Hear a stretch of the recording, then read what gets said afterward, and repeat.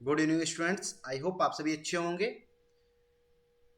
हम डिस्कस कर रहे हैं हिस्ट्री का first chapter the rise of the nationalism in Europe. इसकी आज जो है हमारा 6 लेक्चर है, जिसमें हम लोग डिस्कस करेंगे यूनिफिकेशन ऑफ द इटली। अभी तक का आपको यूनिफिकेशन ऑफ द जर्मनी तक आप समझ गए होंगे। अब हम डिस्कस करेंगे यहाँ पर unification of the Italy. Unification of the Italy को डिस्कस करने से पहले हम दो तीन आपको नाम बता दें। जैसे हमने गैरीबाल्डी को देखा था, जे मेस्नी को देखा था, गैरीबाल्डी को देखा था, है ना। गैरीबाल्डी के साथ ही एक दो और नाम इसमें ऐड होंगे, और इसी के साथ हमने वहाँ पर जो डिस्कस किया था यूनिफिकेशन ऑफ द जर्मनी, तो जर्मनी का यूनिफिकेशन में हमने देखा था कि जो वहाँ के फादर या फाउंडर ऑफ द यूनिफिकेशन की बात करें तो वो थे ऑटोमन बिस्मार्क को माना जाता था। और ऑटोमन बिस्मार्क जो वहाँ के एक पर्सिया के जो प्रशा के जो चीफ मिनिस्टर हुआ करते थे, और उन्होंने मेन रोल प्ले किया था यूनिफिकेशन ऑफ द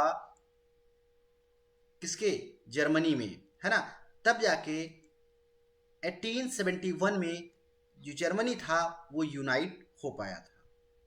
तो इसी तरह से ये आप पीछे मैप देख पा रहे हैं, इसमें प्रशा है, ठीक है। और इसमें आपका और भी इसमें जो कंट्री है, ऑस्ट्रिया साम्राज्य और ये सब, सिसिली और ये सब आपके हैं इसमें, है ना। तो ये जर्मनी का जो एकीकरण हुआ था उसी के टाइम का ये मैप है ना। तो हम यहाँ तक का अभी डिस्कस कर चुके हैं अपने इसमें। तो इसमें अब हम कुछ डिस्कस नहीं करेंगे और आगे चलेंगे, डिस्कस करेंगे यूनिफिकेशन ऑफ द इटली, है ना। Unification of the Italy, Italy का एकीकरण,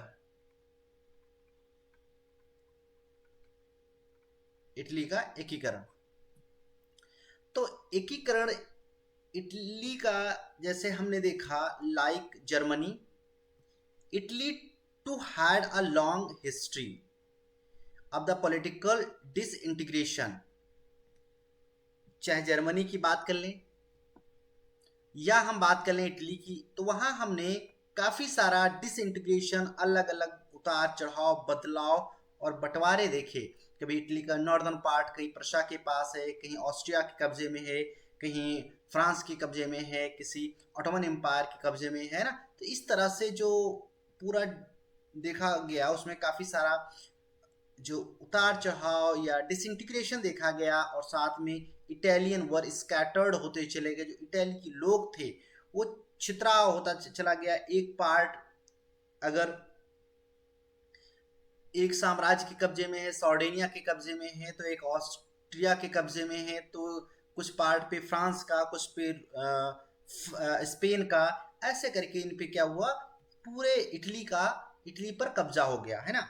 ओवर द सिवरल जो है डायनेस्टिक स्टेट्स, क्या हुआ, इटली जो है बहुत से डायनेस्टिक स्टेट में बट गई थी, है ना। ये देखिए पहले यहाँ पर मैप देखिए, और ये वाला मैप आप देखिए, ठीक है। इटली, ये वाला मैप देखिए, तो इसमें आपको kingdom of the two Sicily दिख रहा है, पेपल्स स्टेट दिख रहे हैं, है ना, ग्रांड डच दिख रहे हैं यहाँ पर। फिर ये kingdom of the लंबार्डी and Venetia दिख रहा है, और ये ऑस्ट्रियन एम्पायर के कब्जे में चला गया था, क्योंकि ये northern part of the Italy है ना। Northern part of the Italy माना जाता है, यानी माना क्या है ही। और किंगडम ऑफ द सार्डिनिया, है ना, यहाँ पर ये सार्डिनिया के कब्जे में है ये। तो इस तरह से इटली था वो 7 डिफरेंट डिफरेंट जो है डायनेस्टियों में या डिफरेंट डिफरेंट किंगडम्स में डिवाइड हुआ करता था। सिसिली एंड नेपल्स, है ना। यहाँ पर। तो ये आप इसको देख पा रहे हैं। तो ये सब जो बदलाव होते रहे और कंटिन्यूस इसमें चेंजेस आते रहे और ये चलता रहा। तो इसी को हम लोग डिस्कस करेंगे कि क्या रीजन हुआ करते थे, है ना, जो इतना डाइवर्स हुआ और साथ में इतना पार्टों में डिवाइड होता चला गया। एज जैसे जैसे टाइम पास होता चला गया। जर्मनी की बात करें हम, जर्मनी में मैंने देखा था, है ना, कि उसमें जो जब तक ऑटोमन बिस्मार्क नहीं आए तब तक काफी सारा जो वहाँ के कंजर्वेटिव थे और साथ में जो वहाँ के लिबरल्स थे या नेशनलिस्ट हुआ करते थे, उनमें बीच में काफी सारे जो है संघर्ष चलते रहे। तो हम इटली को यहाँ पर पढ़ रहे हैं तो इटली को पढ़ेंगे। और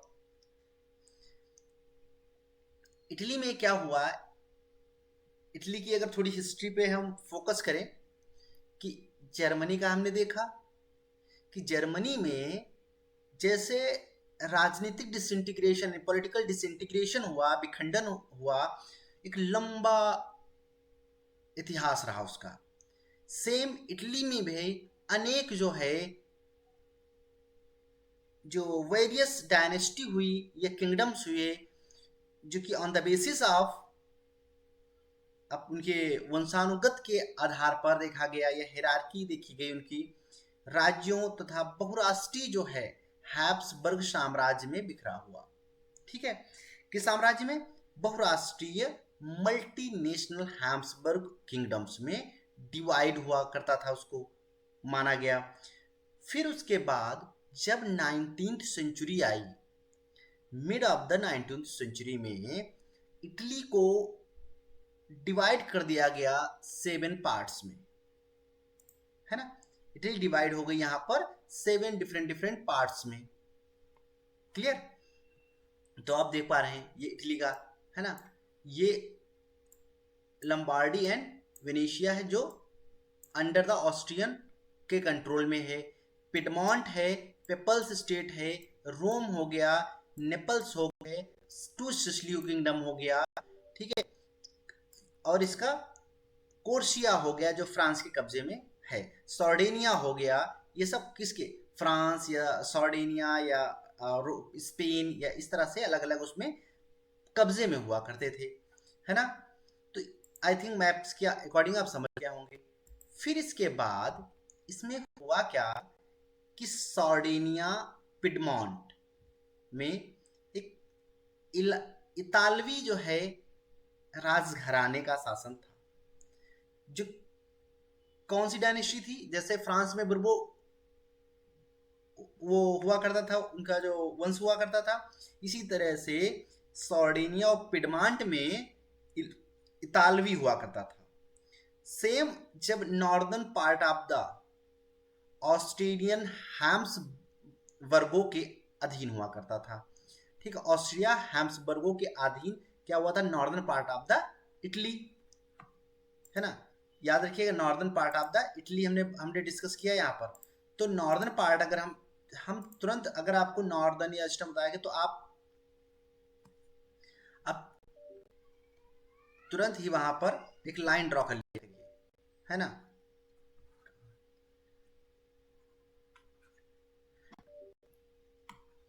आप एक तुरंत इस तरह करके एक लाइन ड्रॉ कर लीजिए और ये आपका नॉर्थ हो गया पार्ट, ये ईस्ट हो गया और ये साउथ हो गया, ये आपका वेस्ट हो गया।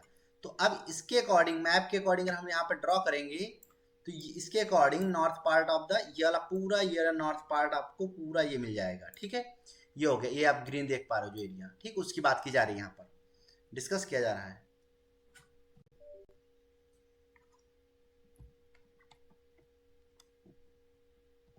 तो इसमें ठीक है, ये वाला पार्ट आपको डिस्कस किया जा रहा है, ठीक है। तो इसी के साथ इसमें क्या हुआ कि ये ऑस्ट्रिया हैम्सबर्ग के अधीन चला गया, उनके कंट्रोल में। मध्य जो मिडिल पार्ट ऑफ द था वो किसके कंट्रोल में हो गया? Mid part of the Italy जो मिड था वो पोप्स के हो गया, है ना, पेपल्स जिसे हम बोलते हैं, है ना, ये इनके कंट्रोल में चला गया मिड पार्ट। ठीक है, मिड पार्ट पेपल्स के कब्जे में हो गया। नाउ समझते रहिएगा और ध्यान रखिएगा।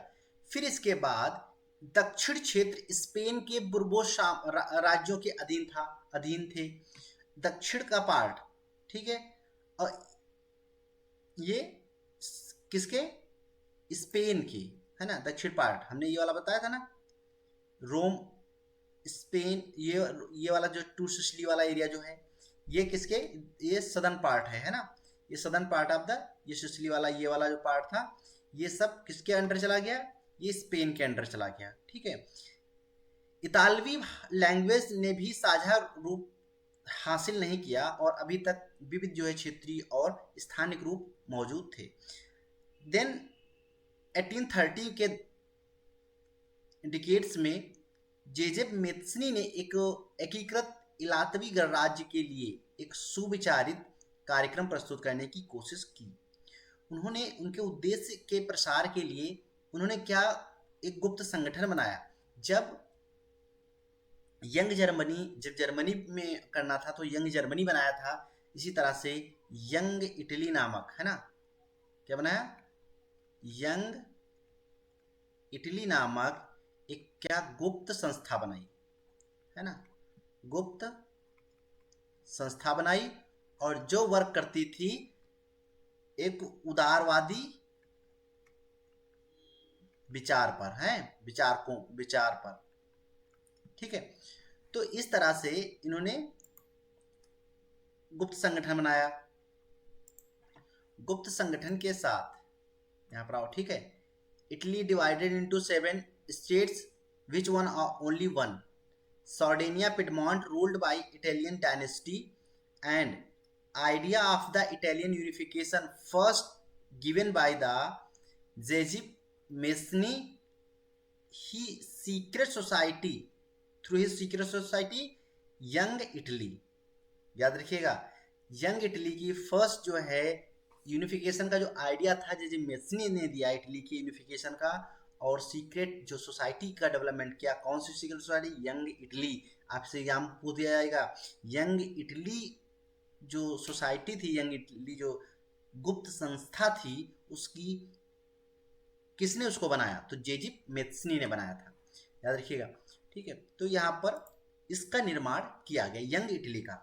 फिर 1831 एंड 1848 में जो रिवोल्यूशनरीज हुआ करते थे उनके विद्रोह की असफलता से युद्ध के जरिए इलातवी राज्यों को जोड़ने की जिम्मेदारी, जितनी इलातवी लैंग्वेज के आधार पर जिम्मेदारी सार्डिनिया और पिडमॉन्ट के शासक विक्टर इमैनुअल द्वितीय पर आ गई, है ना। सार्डिनिया और पिडमॉन्ट की हमने डिस्कस किया, है ना, सार्डिनिया और पिडमॉन्ट। तो ये सार्डिनिया रहा आपका, ये सार्डिनिया रहा एंड ये पिडमॉन्ट। सारी जिम्मेदारी विक्टर इमैनुअल यहीं के थे और इन पे आ गई कि सभी पर फिर से कब्जा किया जाए, यानी पूरा इटली एक यूनिफाइड इटली बनाया जाए। ठीक है, इसी के साथ इन्होंने क्या किया, इस क्षेत्र के जो एडमिनिस्ट्रेटर हुआ करते थे, शासक हुआ करते थे, ये एरिस्टोक्रेट कैटेगरी की नज़रों में एक एकीकृत इटली के लिए आर्थिक विकास और राजनीतिक प्रभुत्व की संभावनाएं उत्पन्न करता था। देन जो वहाँ के चीफ मिनिस्टर कावूर, जिसने इटली के प्रदेशों को एकीकृत करने वाले आंदोलन का नेतृत्व किया, किसने, चीफ मिनिस्टर कावूर, है ना। और ना तो एक क्रांतिकारी, इटली जो कावूर था ना तो एक क्रांतिकारी हुआ करता था, ना ही एक डेमोक्रेटिक जो है डेमोक्रेट में विश्वास करता था, लेकिन फिर भी उसने क्या किया, उसको लीड करने की बात की।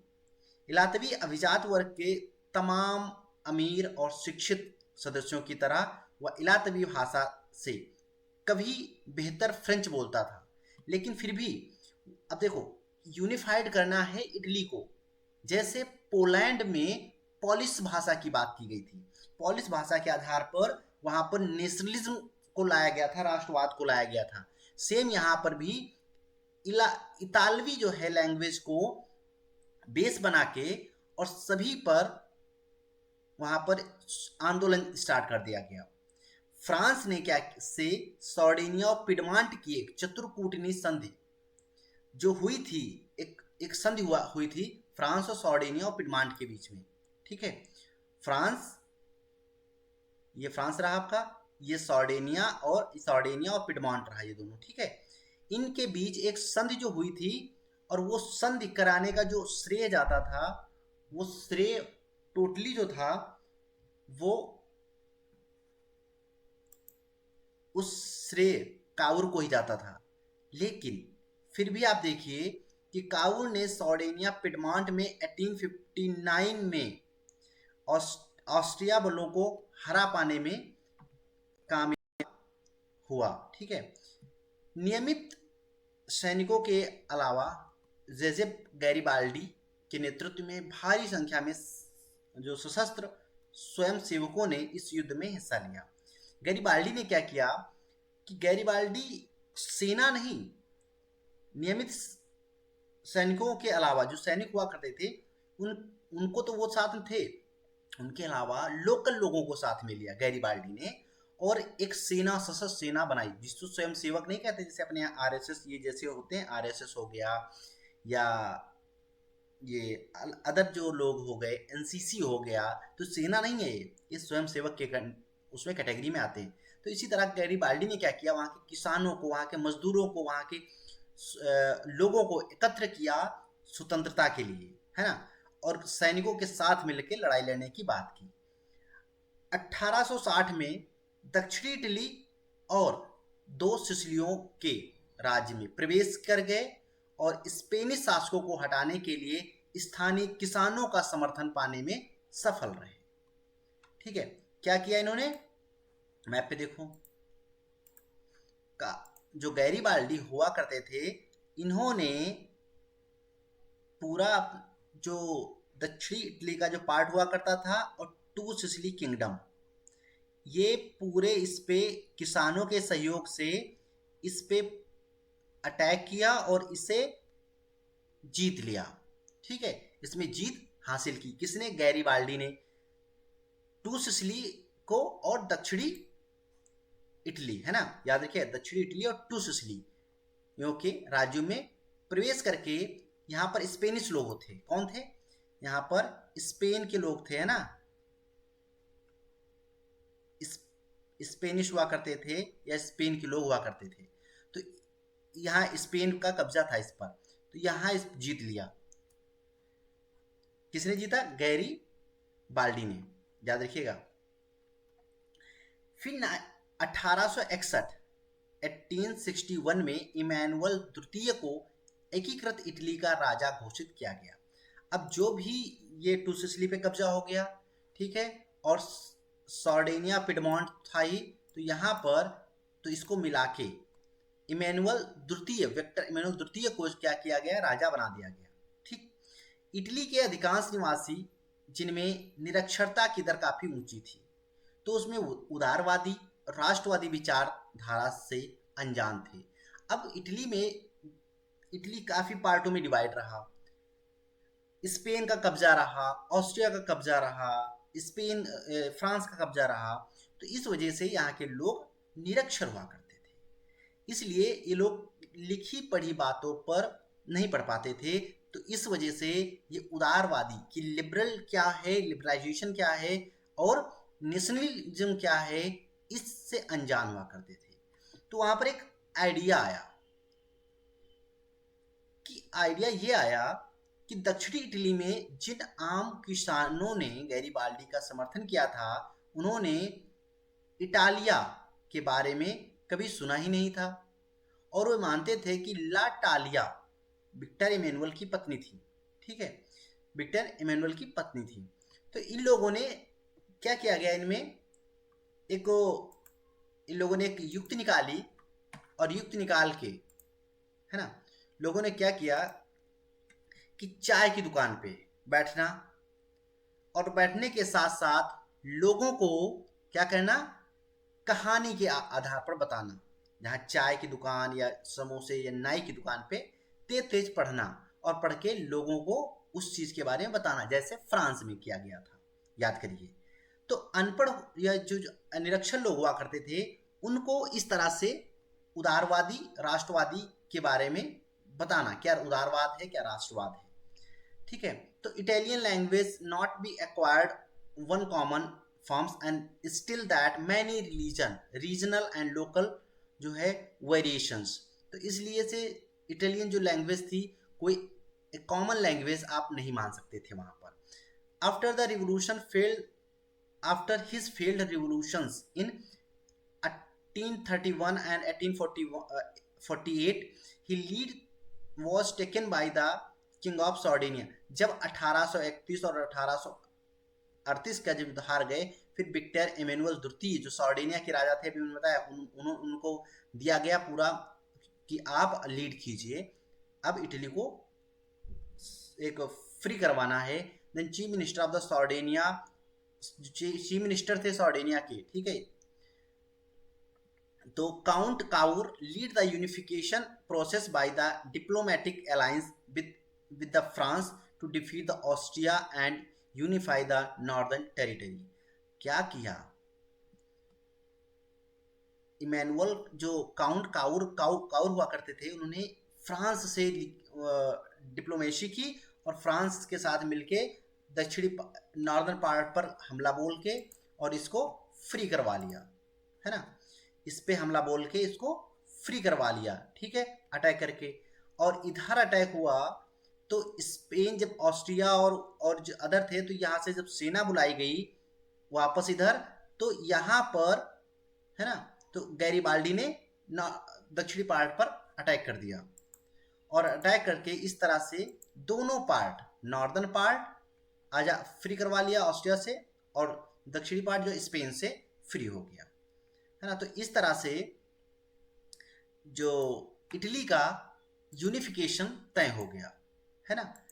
अब in the southern part Giuseppe Garibaldi lead the movement by the involving local peasant support to the drive out the Spanish rural, है ना।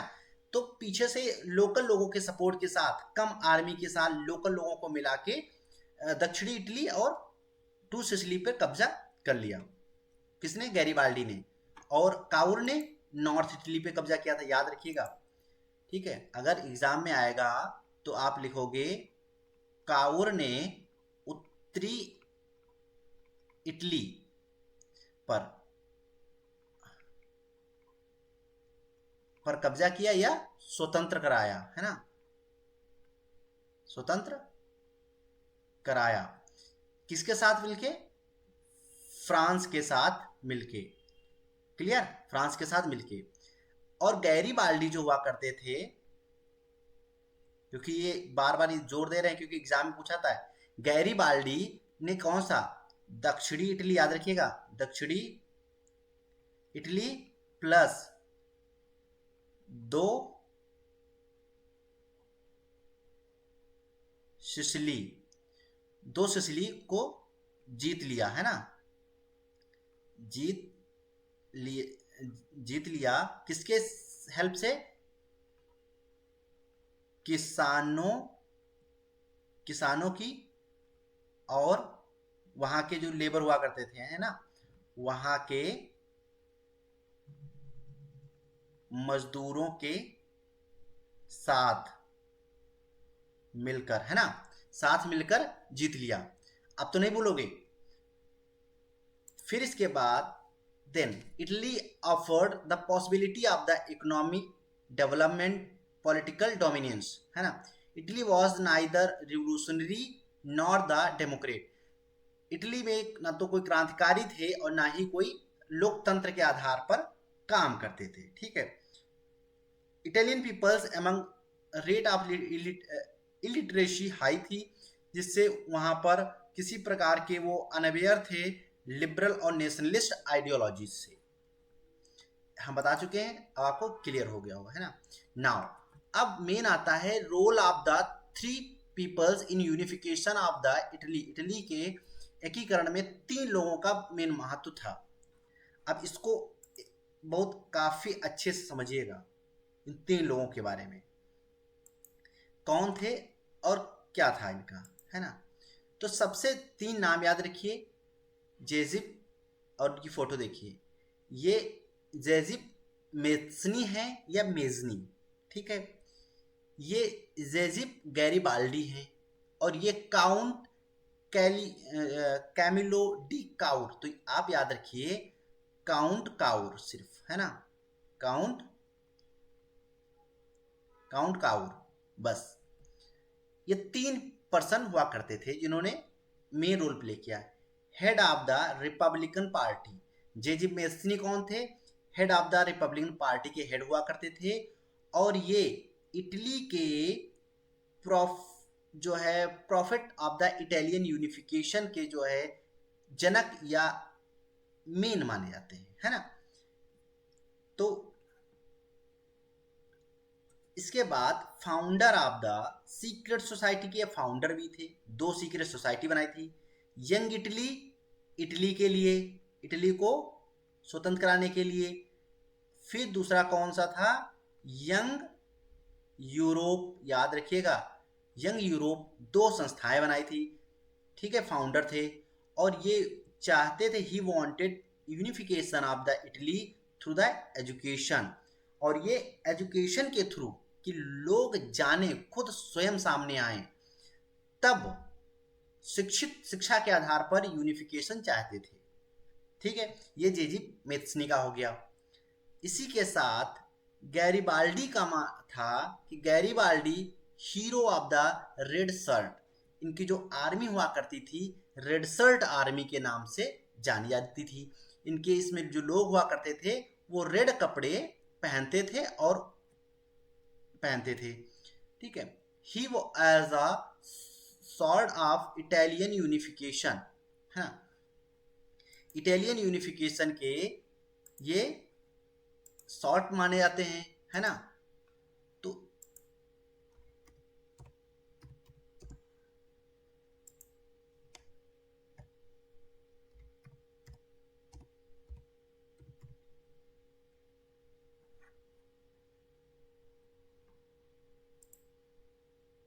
है ना, तो ये sword of the Italian unification माने जाते हैं, है ना। तो इस तरह से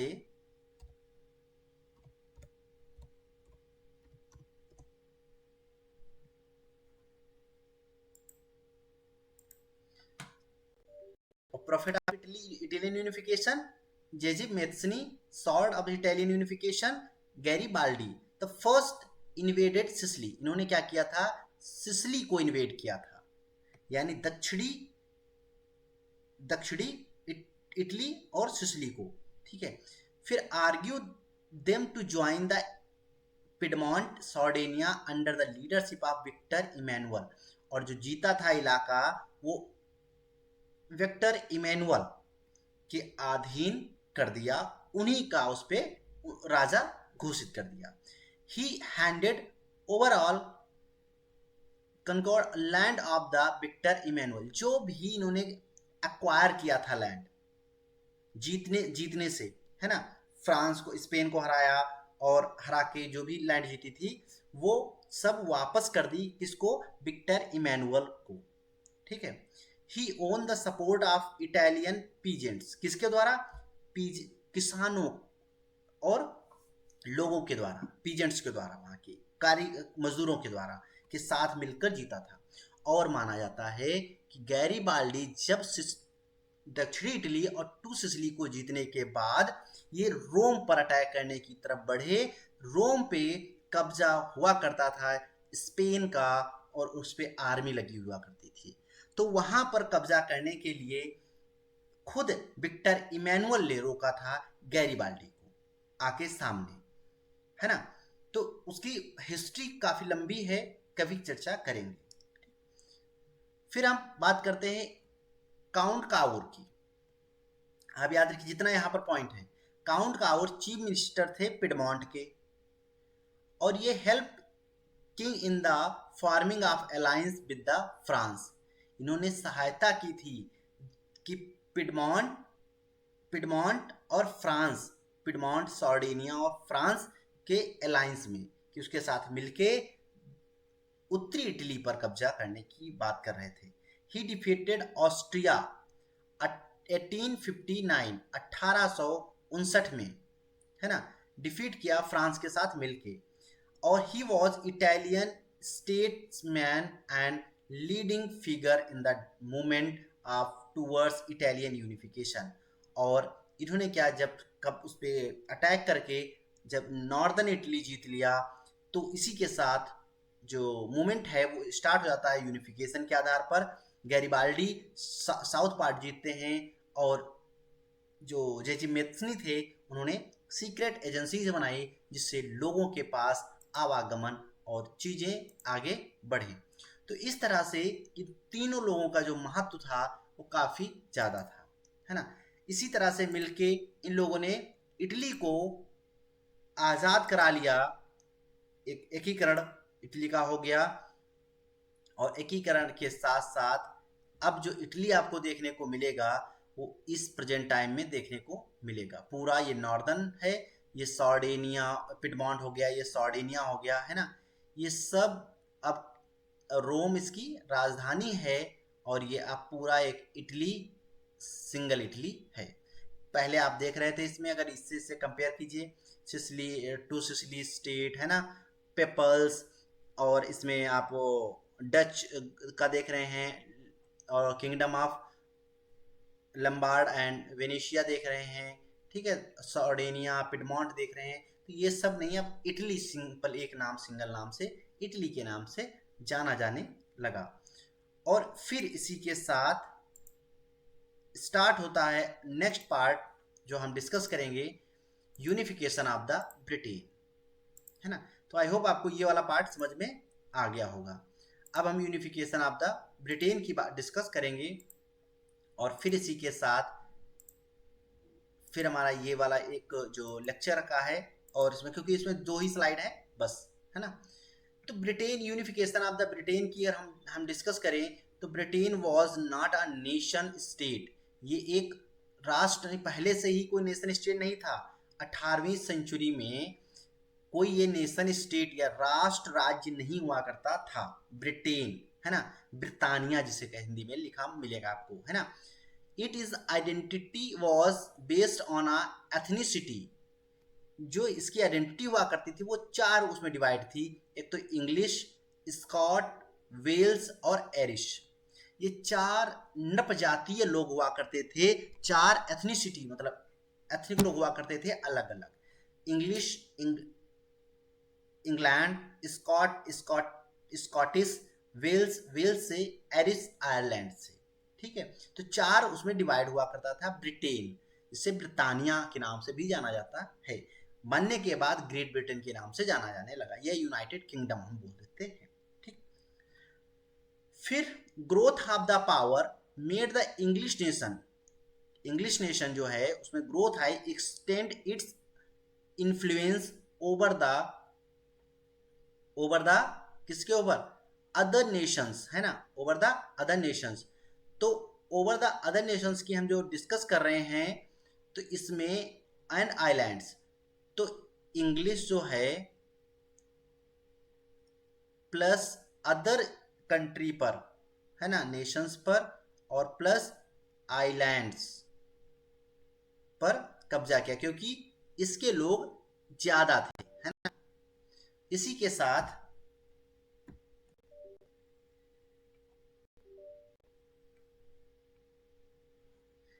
साथ बढ़ता है आगे।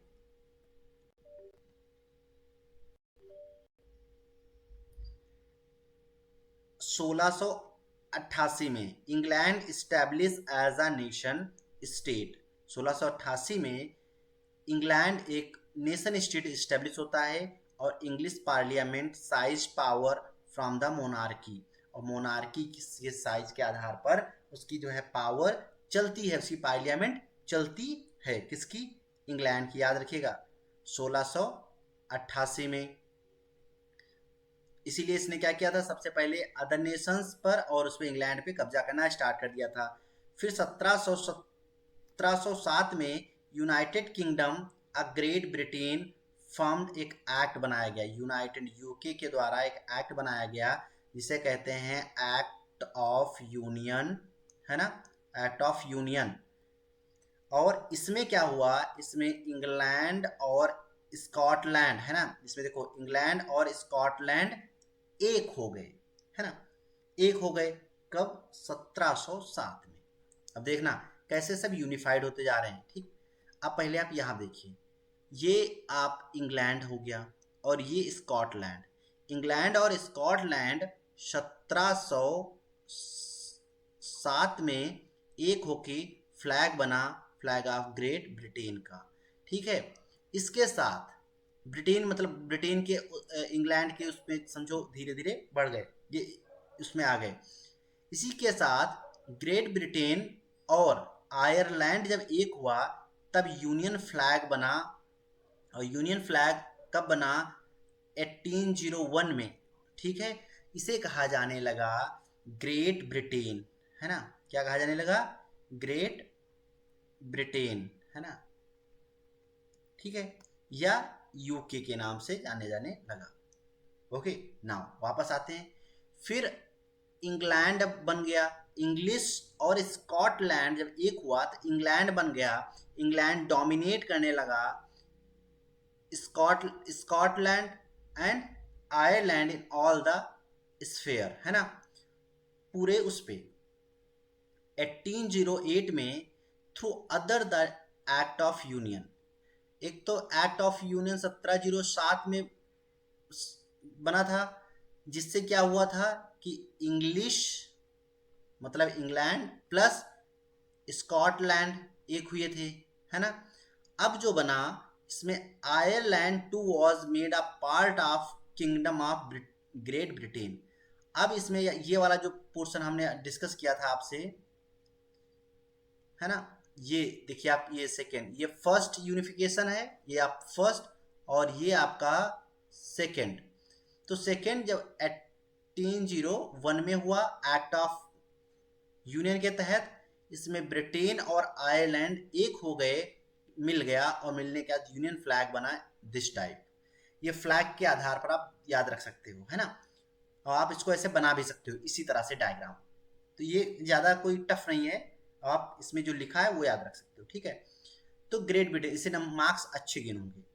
There was a great efforts to the impose of symbols of the British culture over the Scotland and Ireland. इस तरह से जो उनके आपस के जो कल्चर हुआ करते थे, जो सिंबल हुआ करते थे, वो पूरे ब्रिटिश कल्चर के स्कॉटलैंड और आयरलैंड में सिंबल वो प्रभावशाली रूप से माने जाने लगे, ठीक है। तो ये वेल्स पार्ट हुआ आपका, ये वेल्स का पार्ट है, ये इंग्लैंड हो गया, ठीक है, ये वेल्स इंग्लैंड, स्कॉटलैंड और नॉर्दर्न आयरलैंड। आयरलैंड पहले पूरा हुआ करता था, फिर इसमें से सेपरेट होकर नॉर्दर्न आयरलैंड बना, है ना। चलिए यहाँ तक कि आई होप आपको समझ में आ गया होगा। नाउ इसमें आप देख लीजिए, तो हमने वहाँ पर जो मॉडल था, जो इसकी ब्रिटेन में, ब्रिटेन एक राष्ट्र राज्य के रूप में, पहले हम रिकैप कर लेते हैं। ब्रिटेन में राज्य का निर्माण हुआ एक काफ़ी उथल पुथल के बाद, है ना, इधर उधर। 18वीं शताब्दी से पहले ब्रिटानिया कोई एक नेशन नहीं हुआ करता था, और ना ही ब्रिटानिया विभिन्न विभिन्न द्वीप समूहों में डिवाइड था, जिसमें हमने बात की अंग्रेज, वेल्स, स्कॉट और आयरिश। ये वहाँ की नप जातीय हुआ करती थी, एथनिसिटी हुआ करती थी। इसमें सभी अपनी सांस्कृतिक और राजनीतिक परंपराएं थी, अपने जो रिचुअल्स हुआ करते, चाहे वो पॉलिटिकल की बात करें या कल्चरल बेस पे, सभी की अपनी हुआ करती थी। जैसे जैसे आंग्ल राष्ट्र की धन दौलत, अहमियत और सत्ता, यानी इंग्लिश लोगों की वृद्धि हुई, उन्होंने क्या किया, द्वीप समूहों के अन्य राष्ट्रों पर अपना प्रभुत्व बढ़ाने में सफल हुए। आंग्ल राष्ट्र का मतलब होता है इंग्लिश, इंग्लैंड की बात कर रहे हैं। और लंबे टकराव और संघर्ष के बाद आंग्ल संसद ने 1888 में राजतंत्र से ताकत छीन ली, है ना। छीन ली थी और सदन के मध्य में से एक राष्ट्र राज्य का निर्माण कर लिया था वहां के लिबरल्स ने, है ना। इसी के साथ केंद्र में इंग्लैंड स्थापित हो गया। इंग्लैंड और स्कॉटलैंड के बीच एक्ट ऑफ यूनियन 1707 मतलब 1707 में एक्ट ऑफ यूनियन के तहत इंग्लैंड और स्कॉटलैंड की हमने बात की थी, वो बने, से United kingdom of Great Britain का गठन हुआ, है ना। किसका गठन हुआ था? United kingdom of Great Britain, है ना।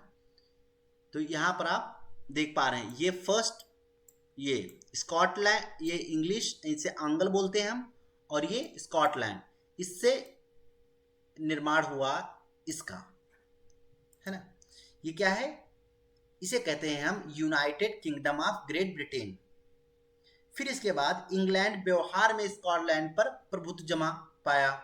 इसके बाद ब्रिटानिया संसद में इंग्लिश यानी आंग्ल सदस्यों का दबदबा रहा। ब्रिटानिया पहचान के विकास का अर्थ यह हुआ कि स्कॉटलैंड की खास जो कल्चरल या राजनीतिक संस्थाओं को योजनाबद्ध तरीके से दबाया गया।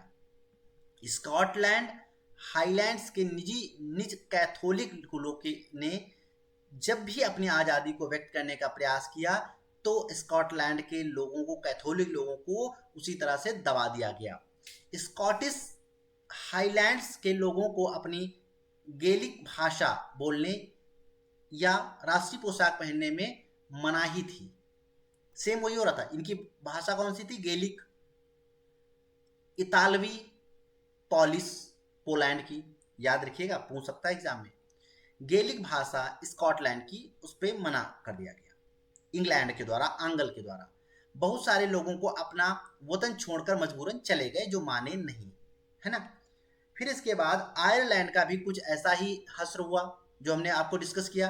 1801 में देश कैथोलिक और प्रोटेस्टेंट धार्मिक गुटों में गहराई में बटा हुआ था। अंग्रेजों ने क्या किया? आयरलैंड में प्रोटेस्टेंट धर्म मानने वालों को बहुसंख्यक कैथोलिक देश पर प्रभुत्व बढ़ाने में सहायता की। प्रोटेस्टेंट धर्म मानने वालों को बहुसंख्यक कैथोलिक देश पर प्रभुत्व बढ़ाने में सहायता की और ब्रिटानिया प्रभाव के विरुद्ध कैथोलिक विद्रोहों को निर्ममता से कुचल दिया गया, जो कैथोलिक लोग थे। आइए मैप पे समझाता हूं। ये आपको पूरा, ये जो पार्ट है, ये पूरा पार्ट आप आयरलैंड का है, ठीक है। ये आयरलैंड हो गया। जब आयरलैंड में मिलेंगे फिर आपका फाइनल यूनाइटेड किंगडम बनेगा, ठीक है। और 1800 में पास हुआ था और 1801 में ये प्रभावी हो गया था, एक्ट ऑफ यूनियन जो फाइनल वाला है ना। तो इसे हम बात करते हैं, ठीक। तो ये पूरा हुआ, लेकिन इसमें क्या था? इसमें कैथोलिक हुआ करते थे, है ना, और दूसरे कौन से थे? ये थे ईसाई ही, चर्च वो क्रिश्चियन ही, ठीक है। दूसरे प्रोटेस्टेंट, है ना, प्रोटेस्टेंट हुआ करते थे। तो अब कैथोलिकों को इस पे कब्जा हुआ करता था पूरा, और जो ये वाला पार्ट है ये प्रोटेस्टेंट का हुआ करता था। तो इंग्लैंड ने क्या किया? इसको मिलके और इनको दबाने की कोशिश की, और इस वजह से ये दो पार्टों में पूरा आयरलैंड डिवाइड हो गया। आयरलैंड की हिस्ट्री डिवाइडेशन जो है हम फिफ्थ या फोर्थ चैप्टर में पढ़ेंगे, जो इसका है, ठीक है। फिफ्थ या फोर्थ चैप्टर है, उसमें हम पढ़ेंगे कैसे डिवाइड हुआ। आयरिश, वहां पर पोटैटो, आयरिश पोटैटो फैमाइन भी आता है, और फिर वहां पर विद्रोह चलते हैं, उसका हम अलग पढ़ेंगे। अभी यहाँ पर सिर्फ दो देखेंगे कि कैसे इसमें मिला। तो कैथोलिक और प्रोटेस्टेंट की बात की गई यहाँ पर, है ना। तो कैथोलिक और प्रोटेस्टेंट में काफी नहीं होता। तो वोल्फ टोन और उनकी यूनाइटेड आयरिशमैन 1798 की अगुवाई में हुए असफल विद्रोह के बाद 1801 में आयरलैंड को बलपूर्वक यूनाइटेड किंगडम में शामिल कर लिया गया। वोल्फ टोन और यूनाइटेड किंगडम आयरिशमैन के आधार पर, है ना। आयरलैंड को बलपूर्वक यूनाइटेड किंगडम में शामिल कर लिया गया और नए ब्रितानी राष्ट्र का निर्माण किया गया, जिस पर आंग्ल जो इंग्लिश संस्कृति और प्रचार प्रसार किया गया, पूरे उस पे, है ना, कब्जा किया गया। और ब्रिटेन के प्रश्न जो प्रतीक चिन्ह है, ब्रिटानिया का झंडा, यूनियन जैक जिसे कहते हैं, ब्रिटानिया का झंडा कौन सा है, यूनियन जैक। और राष्ट्रगान God save our noble king, है ना, याद रखिएगा। झंडा की बात करते हैं हम लोग तो यूनियन जैक, है ना, और जब उसकी तो God save our noble king, है ना, कहाँ चला गया, हाँ ठीक, आवर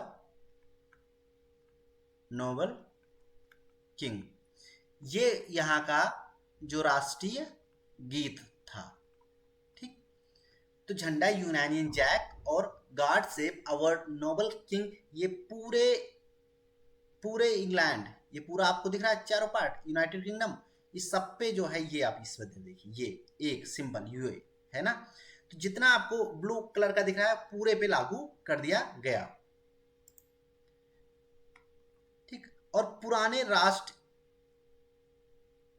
इस संघ में सहयोग के रूप में ही रह पाए, ठीक है। इसी के साथ यहाँ पर पूरे उस पे यूनाइटेड किंगडम का परचम हो गया। अब आयरलैंड में कैथोलिक को दबा दिया गया था और प्रोटेस्टेंट को इंग्लिश लोगों ने मिलके अपने में मिला लिया गया 1801 में। अब दो यूनाइटेड एक्ट बने हुए थे, एक के थ्रू 1707 में और दूसरा बना था 18, इसमें पास हुआ था 1801 में, है ना। सेकंड कौन सा था, 1801 में, जिसमें आयरिश, है ना, प्लस जो ब्रिटेन है उसको एक साथ करके तो यूनाइटेड किंगडम बना। और इसी के साथ अगर हम बात करें स्कॉटलैंड प्लस इंग्लिश, है ना, या इंग्लैंड मिलके क्या बना था, यूनाइटेड किंगडम ग्रेट ब्रिटेन बना हुआ था, ठीक है। तो आई होप आपको अब इसके बारे में कोई कंफ्यूजन नहीं रहा होगा, ठीक, कैसे पूरा यूनाइटेड किंगडम बना। और आप झंडा फ्लैग देख ही पा रहे हैं। अब आप यहाँ पर ये देख सकते हैं, ये पूरा ये पार्ट है उत्तरी आयरलैंड को मिला के दक्षिणी आयरलैंड आयरलैंड के नाम से जाना जाता है, उसमें कैथोलिक लोग हैं, ठीक। ये पूरा बन गया, ये पार्ट इसके हैं, वेल्स 4 पार्ट हैं इसके, जो वेल्स आप कहाँ देख पा रहे हो इस मैप, इंग्लैंड, स्कॉटलैंड और उत्तरी आयरलैंड। आई थिंक आपको कोई कंफ्यूजन नहीं रहा होगा, ये बहुत ही कंफ्यूजन, इसलिए इसको अलग अलग पार्टों में मैंने पढ़ाया, ठीक। अब ये विजुअलाइजिंग द नेशंस नेक्स्ट उसमें करेंगे हम। तो अभी तक का जो इटली यूनिफिकेशन और unification of the Britain, I hope आपको समझ में आ गया होगा। Thank you so much. Please अगर आपको समझ में आ रहा तो कमेंट बॉक्स में जरूर बताया करिए, और साथ में जितने भी आपके फ्रेंड हैं सर्कल में आप शेयर कर दिया करिए उनके साथ, है ना, पर्सनल उस पर जाके आप। Thank you so much.